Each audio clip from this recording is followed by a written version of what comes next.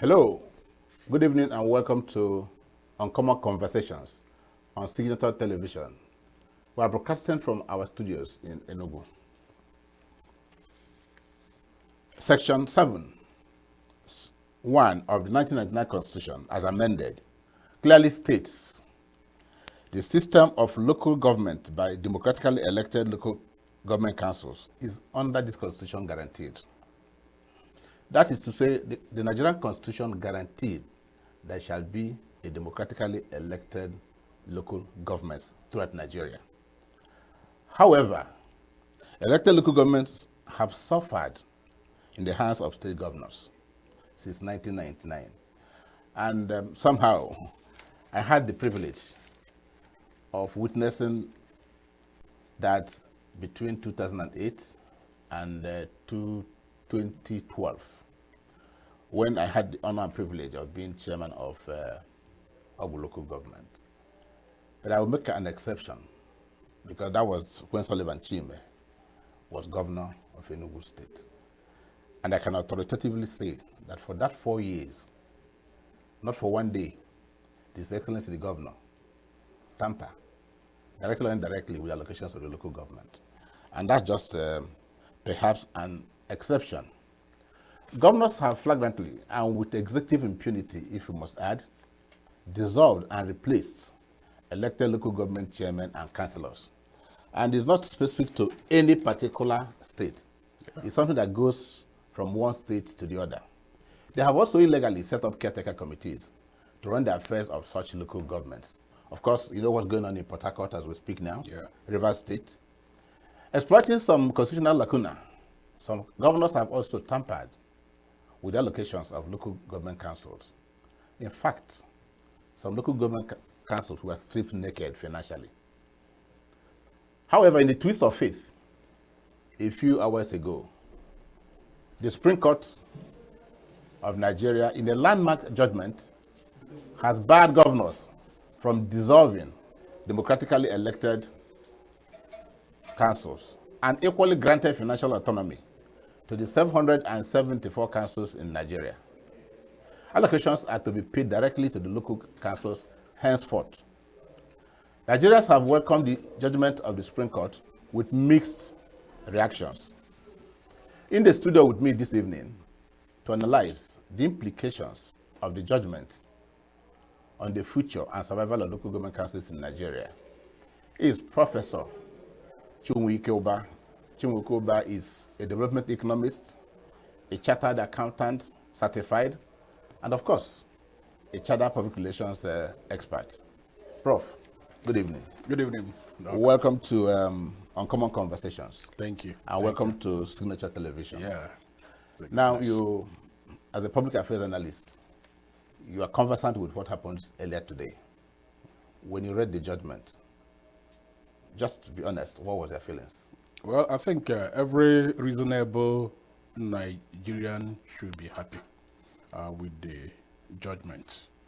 As you observed in your introductory statements, that the governors over the years have abused that, which is an aberration to the Constitution.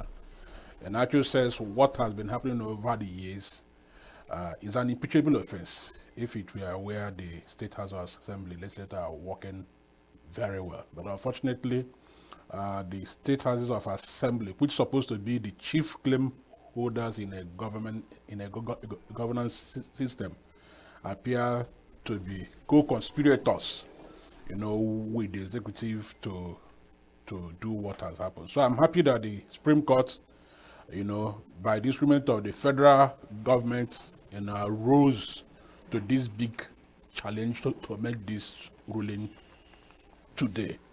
But more importantly, I want to see a situation where the ruling is enforced, because if the Constitution has been violated over the years without consequences, it will not be right if this ruling today is not enforced. So I want to see it enforced, even though it will have some consequences on those who are being paid by local government funds and all that. But let's enforce it and see how it goes. I'm happy. Okay. even though the judgment is still very fresh, people are still studying the implications. One thing people are clamoring for is a situation where elections to local government are not conducted by, so to speak, state governors. Did the judgment in any way reflect these wishes of the people? Yeah, from the feel as the judgment didn't reflect this. You know, the judgment was based on what the suit the federal government filed, the Attorney General of the Federation filed.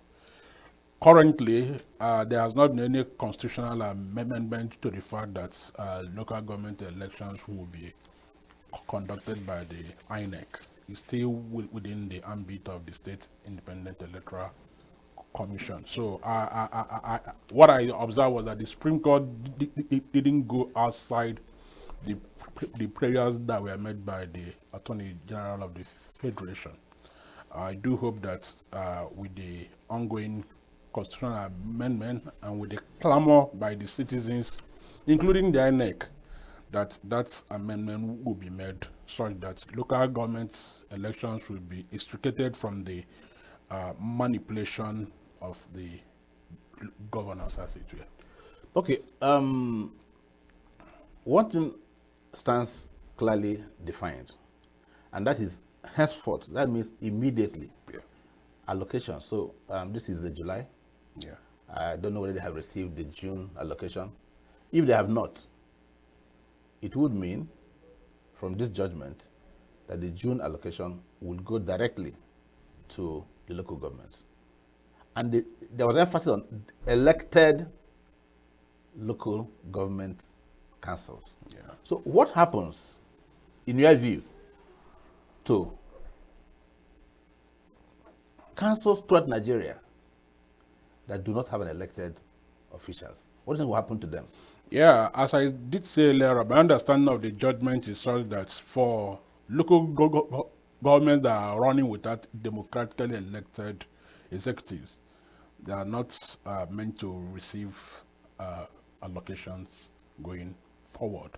So what it means for those local governments that have caretaker chairmen and ESCOs, sole administrators as it were, they are not going to receive any federal allocation. But what I do not know, if June allocation has not been distributed or shared, you know, that's what we do, we share it. You know, I will expect that maybe for June, they will still receive, because judgment will not take a retroactive effect. The judgment was given in July. The June allocation naturally would have gone in June. So that's... No, I think the June allocation comes in July. Yeah, okay, naturally. Okay. Yes. What I may not know is whether it has dropped. Yeah, we so use the not word drop. dropped. Whether it has dropped So by the time the judgment was given. yeah. So if that is the case, if it has not dropped, what it means that also, based on your experience, you know, you have a practical experience on this. Yeah, practical experience. Yeah, so... But not in what- withholding funds. Yeah, so what it means is that those local governments that are operating without democratically elected government or chairman and legislator will not receive the funds. Okay, just take it a little further. How would it impact on society? Of course, currently Nigerians are, and they play at the local level, salaries are not, even the small one that come, they are not enough. And now by this judgment, of course, subject to interpretations, understanding, and of course, you know our people, a kind of delay tactics in implementation and all that. And take it for once that money is not released. How would this affect the populace? Yeah, first, whether we like it or not, the Nigerian economy largely is driven by the informal sector. And the informal sector also is driven largely by the formal sector wages and salaries from the paid employees, which is why when there's usually an increase in salaries, you see prices of things going away. But what it means, you know, under the constitution, teachers, the primary school teachers, primary healthcare centers and all that are under the Local government employees. Local government employees. So what it means is that without allocation, this set of employees may not receive their salary. Even though we know in the past, most of these salaries were being paid from the state coffers directly based on the joint account that has been in existence. Because what they do is that they say, and that is why they say they do verifications and all that. The verifications are not done by local government. It's the state government that goes into local government to do some of those verifications, which also is an aberration as it were. So what I will expect is that it will affect those set of people. But what I will also recommend is that since state governments have been, making use of the local government funds over these years, they can come to the aid of those local governments or staffs and pay them pending when they do the needful by conducting credible election, if that is possible at the state level. There is a segment of the Nigerian society that is also paid by local governments, and that is the traditional rulers. The welfare of traditional rulers come under the purview of local government chairmen, both in entertainment, both in allowances, even when. So, again, how would this affect? Yeah, for our royal fathers. For our royal fathers, I doubt if recently when there was a mini rift between the traditional rulers council in Anambra State and Professor Soludo. I recall Igwe Achebe saying that is it this 100 or something thousand they give to them that will warrant such an insult. So what it means that for the royal fathers, whereas they are entitled to whatever stipend that is being paid to them, I doubt whether they survive on such stipends. And also, I will also expect, like I said earlier on, that the state government, who has been making use of the local government funds over these years, actually, such funds should have, accrued interest. So let them use part of those funds to offset the immediate liabilities or costs associated with local government expenditure pending when elections are conducted. And I will expect also that the elections are not delayed for too long. It doesn't take much to conduct election, even though I know they will start citing what the state's electoral independent law says and all that. But that law can also be amended as quickly as possible to accommodate the elections, without further delay. Let's take our state, for example, where we stay, Enugu State. Of course, they've had robust laws amended. Even I learned this morning that some part of it being challenged by one or two people. But the election is set for October the 5th. And this is July, August, September. So do you envisage, based on your last comment, it is advisable for state government to quickly amend the electoral laws in the state and then bring, so to speak, backwards now, the date for the election? Yeah, for me, that would be the best. Perhaps for other states that have similar problems. For me, that would be the best thing to do. Given that most of these governors are chanting that they're interested in the development of their states, they love their people and all that, I will expect them, if they can pass new laws within 2 days, because that's what we've seen, where laws, executive bills are signed, and within the next day, they are passed and signed into law. They can also amend the electoral laws to allow for speedy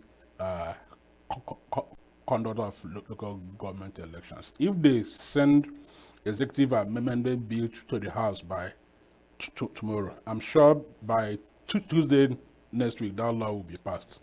The funds to conduct the election is available. As far as to the best of my, I will assume, is available.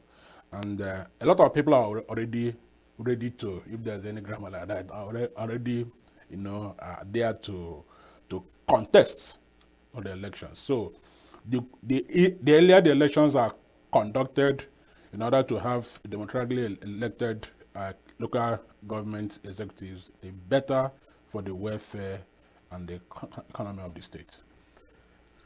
Well, on the part of governors, a lot of governors have depended largely, so to speak, on the finances of local governments in what they call joint allocation committee. In that manner, they have decided how to use, when to use those resources. How do you think this will impact on the administration of states who had depended so largely on the funds of local government? If you take a look at that joint local government accounts, the way it has been operated over the years also was at variance with the intent of the framers of the Constitution. That joint account was put in there to enable the state to make further contributions into that account before it is given to the local government. And they hardly ever made. That's what it was meant to do. They hardly ever made. But unfortunately, what has happened was that state government take money from the joint accounts to do whatever they want to do. Now, not allowing the local government enough funds, and that is what we have seen also in most of the laws that have been passed. If you check the states, sanitation laws are supposed to be at the local government level. But over almost every state in Nigeria have established what they call waste management agencies that have taken over the responsibility of local government with respect to water and sanitation. The same thing has happened with what they call now open door advertising and all that, which is they call local government responsibility. But they passed laws, and what we have now is what they call now state capital territory administration that has also usurped the functions of the local government in that area. So what the state government has been doing over the years is to take over the responsibility of the local government in contravention, to the Constitution. So it will affect them because people are used to taking free funds. And that is why it's important that the right things are done now and done rightly. So yes, it will affect them. It's a free fund they spend. They used to do all manner of things. Because the truth is that if they were using those funds to develop local government, it would have been better. But unfortunately, that's not what happened. In a state in the South, where I did some work in the past, I engaged with the Argon team in that state. And the argument they made then was that there are some local governments that are not self-sustaining. That if you allow them to use their federal allocation and even Nigeria, they won't be able to pay salaries and all that. So what they do is that they have that pool account where they now share based on who owns what and to make sure that. So that arrangement can still happen among local governments under their own MOE, but no longer using the joint account, state government account, local government account to operate where it's applicable.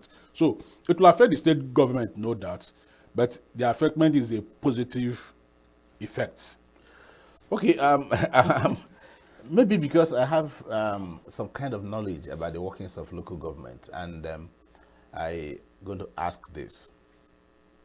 The devil can quote scriptures to suit his purpose. Mm-hmm. Most governors can quote a lot of laws or even custom to be made to enable them do what they want to do.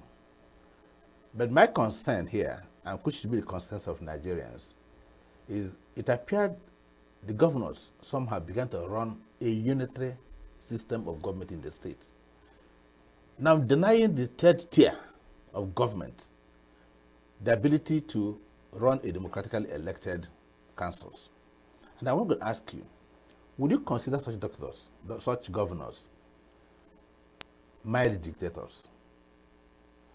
Would you ascribe to them that they're not democratic at all? Because I presume that if you swore to maintain, defend, protect the Constitution of the Federal Republic of Nigeria, you will not deny the third tier the ability to freely govern itself. And when you emasculate these rights and take them into yourself, you have a unitary collection of revenue, waste, radio, even market. I let some people go to the market to collect revenue. And so when you've done that, would you honestly say that those governors are democratic? Well, to answer your question directly, though mildly, No, Mike. What one would say without missing words that the actions of the governors depicts them as people that without democratic credentials. And that also can be traced, whether we like it or not. Most of the governors we have today were not actually elected by the people. Even though results were not, the court say they are there. But we all know whether they are really elected by the people or not. So, and the funds they spend, because part of the reason for this is also, and that takes us to go back to the fundamentals, how governors' elective offices, are conducted. If one is spending up to 1 billion naira, in expenses, party nominations, campaigns, and all that, to become a governor, you can imagine why they do what they do. Because for them, it's not like an investment. So the first thing they do is to mop up funds everywhere is available to pay back whatever funds they spent and make profits from that. So you see them jumping, doing all manner of things to raise funds. So that is one fundamental. Then the other issue also that you've raised, whether they are democratic also, is that they are not required, which is why I am just taking this judgment with a pinch of salt. I said for all these years, the governors have been abusing the constitution without consequences. It's not enough to say pay to democratically elected, because if the democratically elected executives are also appointees of the state governors, they can receive these funds directly and through the back door also give back these funds to the state government through the instrumentation of MOU, instrumentation of whatever it is. So we need to find a way. I want a situation where the courts, as it were, or the constitution will be placed in such a way that the hands of the governors are tied, even if they are the ones who impose chairmen and legislators at the local government level, that these funds will not in any way find itself back to the state coffers, either directly or indirectly. Because the issue is that, you asked a question before we came into the studio, would they scrap the office of the commissioner for... We're actually going to talk about that. And all that. So those are the things we need to look at. Because if you still do what they do in the past, where that office is responsible for helping the local government prepare their annual budgets and all that, you still find a way that this... Because what may happen is that the state government may find a way now to channel most of the state government projects to local governments. And will still save those funds that they would have collected from them indirectly and still do what they used to do before. Okay, I think you have really brought out the issue, which was actually going to be my next question. And that is, there's a ministry called Ministry of Local Government and Chieftaincy Matters. It's done because whether you are going to be a traditional ruler, you are appointed by the states and gives a certificate of recognition by the state. Yeah. And so this ministry pretends the affairs of only not the local government, but also of the traditional rulers. If, as it is now, chairmen are going to receive their money directly and pay directly the traditional rulers within their local government, it strips to the bare the supervisory role of the ministry, whether it's Ministry of Local Government or Ministry of Chieftaincy. So what do you see will be the implications if local government chairman elected begin to appropriate these powers rightly? Well, for me, depending on who, I wouldn't want to just look at it that the local government will become autonomous as has been envisaged. This is financial autonomy. They might be just financially autonomous, but politically independent, because you can't rule away completely that those that will be elected, appointed as local government chairman, purported to have been democratically elected, will be puppets of the state governor. On an assumption On assumption that Yeah. The State Independent Electoral Commission conducts same election. For now, that is what will still happen until the constitution is amended. Do you envisage the introduction of independent candidates? Until constitution also makes that provision. For me, I will want to have in our constitution and in electoral law to have an independent candidate. That would be good. Because it removes also the, I mentioned earlier on the cost of vying for elective position in Nigeria is very huge. So as an independent candidate, that removes that party politics and all the rest of it that people go through. And also it helps you to test your popularity in the real sense of it. But as I was discussing earlier on, whereas that the states, the local government may become autonomous or have been granted financial autonomy by virtue of the Supreme Court judgments this afternoon, that may not in its entirety lead to the scrapping of the Ministry of Local Governments and Chieftaincy matters. The reason being that the laws of chieftaincy matters is a state law that grants the governor the power to appoint, to suspend, to sack traditional rulers. So they might still have a ministry responsible for that. And that will indirectly also extend to local government, providing oversight to local government, even when they are democratically elected. What they will do is that they will not go directly to say, okay, let's have your funds anymore. That will happen when you look at, you are raising some issues in tax administration.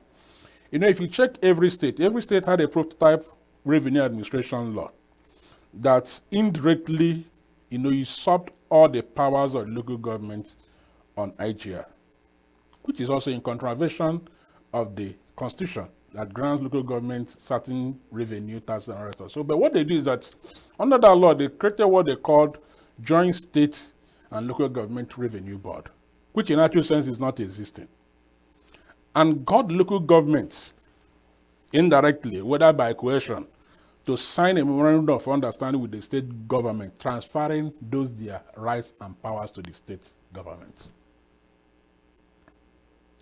These anomalies have persisted. And that law says that what will happen is that the state government will net out the expenses, the tax collection expenses, and pay local government a percentage of that money. Whether that is happening in reality, I don't know. I'm not sure that is happening in reality. And which is why you still see local government, which is what has led to what we might call double taxation and multiple taxation, where the state government will do what they say they will do, and local government, because they don't have access to those revenue or funds, it will still come from behind to threaten people to collect the same kinds of revenues and levies from them. So, whereas now the Supreme Court has made this ruling today, I still envisage where the state governors will use the instrument of political coercion to have access to these funds in the end.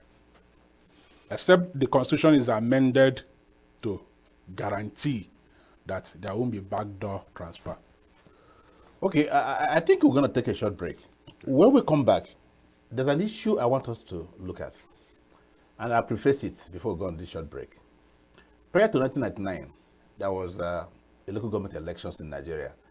And they were conducted by INEC as it were then. And I recall a particular case in Ebonyi State. I think it was Ohozara. The chairman then refused to, so to speak, do the biddings of then my friend Governor Sam Egwu. And it was a running battle. But we'll come back. I'm going to take you down to that and see how an elected chairman this time may want to assert his powers and challenge certain decisions or impositions by the governor in the court. So we'll just go on a short break. So when we come back, we'll continue the discussion. Don't go anywhere.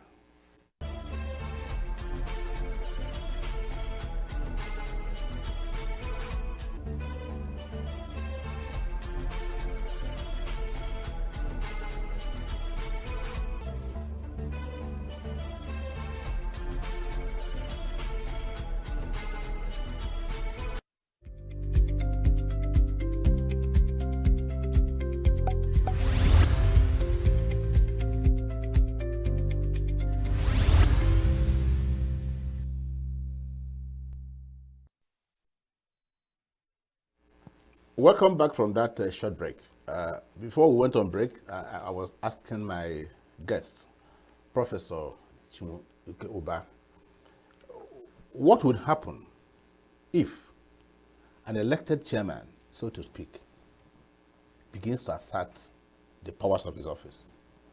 That is to say, some directives are given, as it were, from the state government, maybe Minister of Chieftaincy and all that. And the man said, look, I'm paying the traditional rulers. I should have the right to appoint traditional rulers. The law you are talking about is inconsistent with my autonomy, because you cannot make laws for me to pay salaries that you don't have a hand in. So do you envisage a constitutional crisis? Well, And I took you down to what happened in Hozara. yeah. You know, during the time of Sam Egu, there was one particular local government chairman that just said, no, it can't happen. And if you recall, it was a running battle. And he has started, but there was a time they wanted to impeach him. I don't know what happened. I think he bought cars for the councillors the next day or something, and it couldn't happen. Yeah. So what do you think would happen? Well, the beauty of today's judgment is that, he who pays the piper dictates the tune. And in this case, Deal now, with Oyeji. he's good to you know, Okay. So in this case, the local government chairman, they would be elected local government chairman, and would not have unfettered access to their finances and will be able to do things they want to do. And the beauty also is that the judgment says that you can't suspend, you can't remove, because in the past, what the state government has done was to use that power to suspend, to remove, and appoint, to threaten local government chairman. So I see a situation where there will be, I don't want to use the word constitutional crisis, because as it is, the Constitution said there must be democratically elected local government chairman. And by judgment today, it has said they should have their financial autonomy. So there's no constitutional issue. But what we might have is what is called political crisis. Okay, political crisis. There will be a political crisis, and that also will, in fact, most governors will be very wary now. The reason being that the chairman of local governments are closer to the people. So if you fight them so hard, they will make sure you don't come back or your candidates do not emerge in the next election. There will be a running battle in the next 1, 2, 3 years, after which everybody will, mind their lane and their boundaries, and they will begin to do more of a collaboration than competition. But there will definitely be a political crisis. I want to take you back to between 1999 and 2007 here in Enugu State. Until a certain time within the administration, the tenure of local government in Enugu State was 3 years. Yeah. And a certain man was elected, the chairman of Wood, local government as it were then, was elected. He was such a powerful Iguan. I know him. He was such a powerful guy, and he held where he was elected. Yeah. And so he couldn't take orders, Yeah, even when, as it were, the governor was in charge. yes. But he couldn't take orders. And it was an attempt to muzzle him that they brought the elections to 2 years. So they had to truncate his tenure. Yeah. And it has been 2 years in Enugu State ever since then. So I still see a situation where, with the kind of people we have today, the Gen Zs, the young people we have today, who are growing, who are conscious of their rights and privileges, whether you spoon elect him, whether you silver elect him, whether you go to elect him, he becomes chairman, knowing that you can't remove him, begins to assert He's right.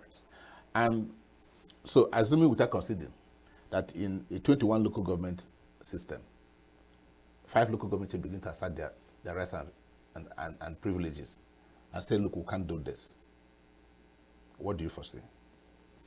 Well, as I said earlier on, I'm seeing crisis, political crisis.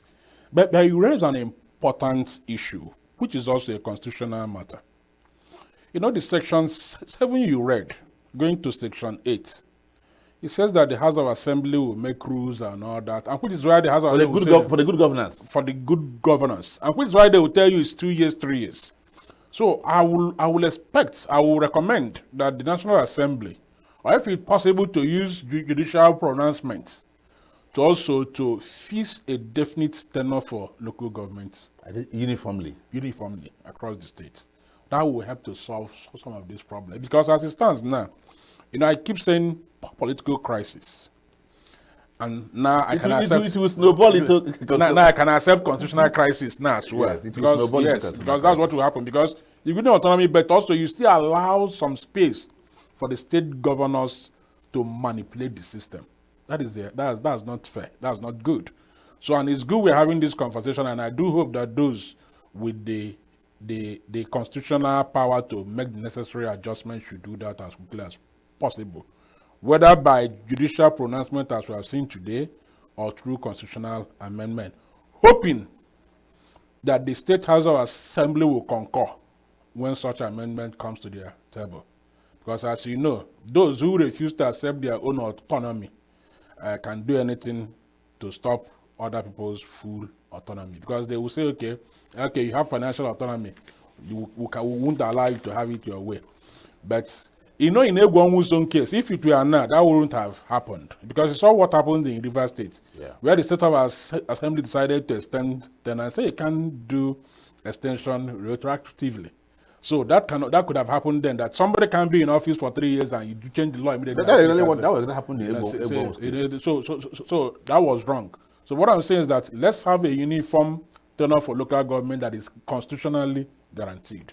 That would be a way forward to addressing these issues. If you were to talk to the governors who perhaps may be sitting in anger or frustration or both as we speak, because it's like for some of them, the golden goose that lays the golden egg is being taken away from them. If you were to ask, if you were to advise the Forum of Governors nationally, what would you tell them? Number one, obey the judgments of the Supreme Court. Number two, it needs totality. Number two, obey the Constitution. It needs totality. Because what the Supreme Court judgment has done was also emphasize or reinforce the constitutional provisions. I will expect them to obey those rules. And beyond that, to relinquish, those things that are capable of causing political crisis and constitutional crisis. And some of them would be, if you have a 4-year tenure, allow them. The only thing why most of them will not do it 4-year tenure now is because how this thing has happened. If you give 4-year tenure, that means the local government will outlast you, and that is very delicate. That is very, very delicate for those that will be going for election. They will be afraid, because when you've handed them financial autonomy and you are giving them power to stay more, they can draw the carpet if you are not doing well. But in answering your questions, let them obey the Constitution as it were, and also the Supreme Court judgments. The truth is that, as I said earlier on, what the state governors have been doing in the past is an impeachable offense, because they have been working against the Constitution. The spirit of the Constitution. So, okay, I want to go to local government employees, local government workers. Yeah. It's just very easy for a governor for the Minister of Local Government to do a transfer from one local government to another local government. So I foresee a situation, I may be wrong, but I foresee a situation where, going forward, maybe not immediately, where local government begin to resist attempted by state governments to push workers from another local government to their local government, because you have no control of the staff you have. You could wake up in the morning and you have 3 engineers posted to you. They have no function in their place. And then you find people leaving their local government, being posted to another local government. While we're asking for state police, now we are posting people from another local government to another local government, instead of taking people from the same within local. It's just like employing people, so to speak, from other states into your unless they're special people. So do you see a situation where that will not happen again? That takes us back to the last conversation on constitutional provisions. Until we amend that section 7, subsection 2 or so, and section 8, that allows the State House of Assembly to do that, that will continue to happen. Because as it stands now, the local government staff are under the state civil service commission or local government service. Yeah, local government service commission. So if it's under the local government service commission, that local service commission is controlled by the state government. Is it not? Under this unitary arrangement, it is. Yes. Let's assume Mr. Kosidi, the local government chairman, and suddenly they post staff to you, and you said, "Look, I don't need them. Yeah. I can't pay them." So what's going to happen? My problem is that if the local government service commission is created based on law, Of course, it's based on law, which has been enacted by the State House of Assembly in compliance with the provision of the Constitution. That takes us to the issue we raised earlier about constitutional crisis.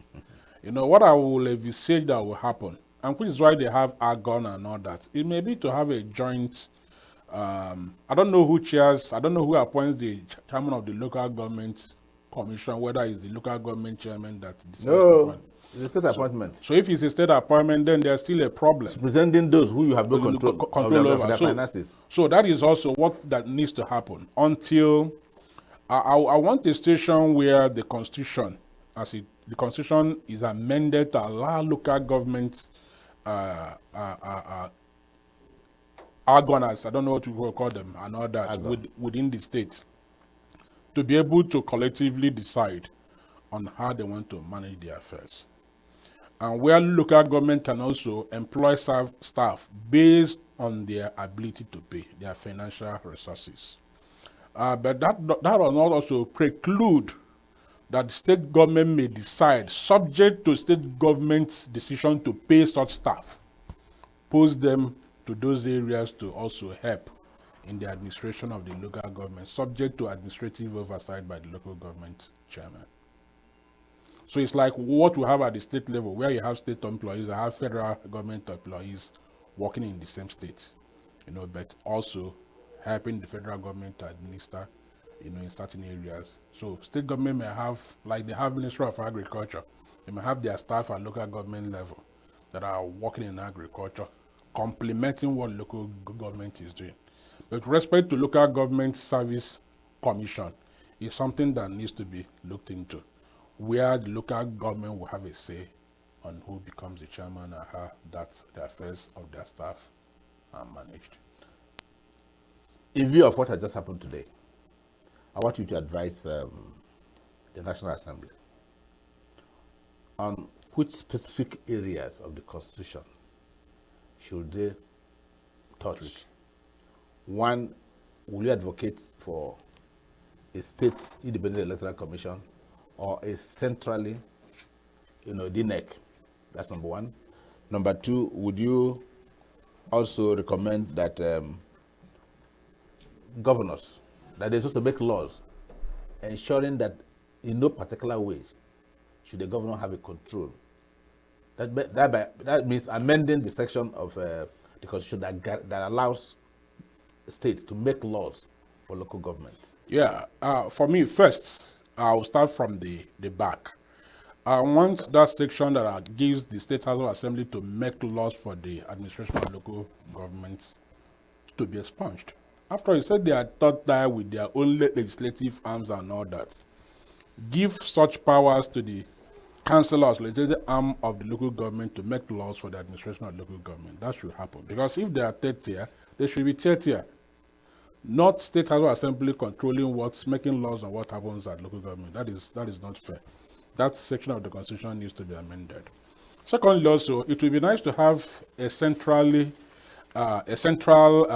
independent electoral commission, to to organize elections at the local government levels.